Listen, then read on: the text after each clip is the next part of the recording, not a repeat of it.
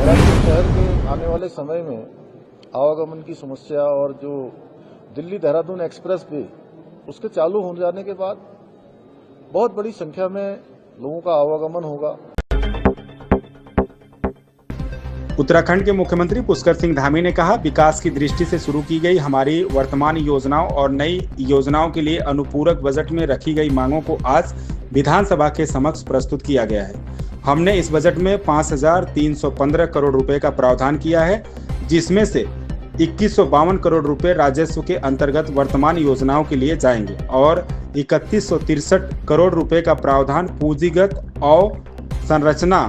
और अन्य विकास कार्यों के लिए किया गया है। आपदा प्रबंधन विभाग के अंतर्गत जोशीमठ जैसे आपदा प्रभावित क्षेत्रों में राहत कार्यों के लिए भी इसमें 263 करोड़ रुपए का प्रावधान किया गया है। क्या खास रहा है सर? देखिए, अनुपूरक बजट जो योजनाएं हमारी गतिमान हैं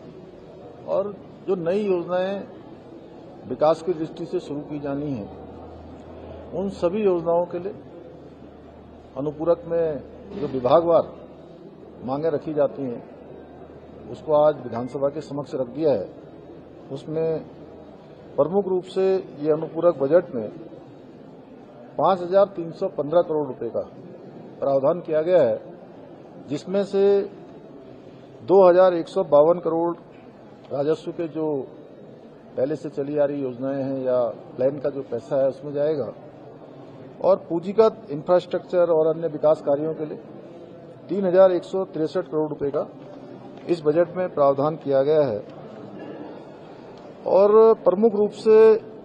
इस बजट में जो हमारा देहरादून में रिस्पना और बिंदाल, इसके ऊपर देहरादून शहर के आने वाले समय में आवागमन की समस्या और जो दिल्ली देहरादून एक्सप्रेस वे उसके चालू हो जाने के बाद बहुत बड़ी संख्या में लोगों का आवागमन होगा और फुटफॉल बहुत तेजी से बढ़ने वाला है।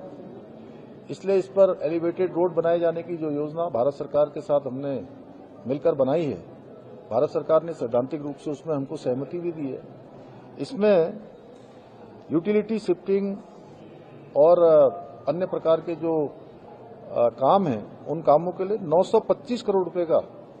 इस अनुपूरक में प्रावधान किया गया है।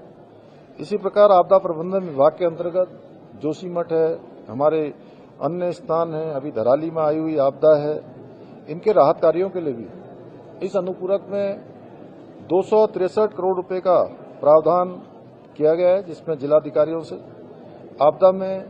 क्षतिग्रस्त जो हमारी सड़कें हैं, हमारे पुल हैं, आपदाग्रस्त क्षतिग्रस्त परिसंपत्तियों के पुनर्निर्माण के लिए अलग से भी 13 करोड़ रुपए का प्रावधान किया गया है। विभिन्न विभागों में अवस्थापना के कार्यों के लिए भी 200 करोड़ रुपए का प्रावधान है। और आप सभी को पता है कि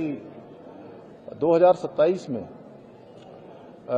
जनवरी माह में ही हमारे यहाँ पर कुंभ प्रस्तावित है,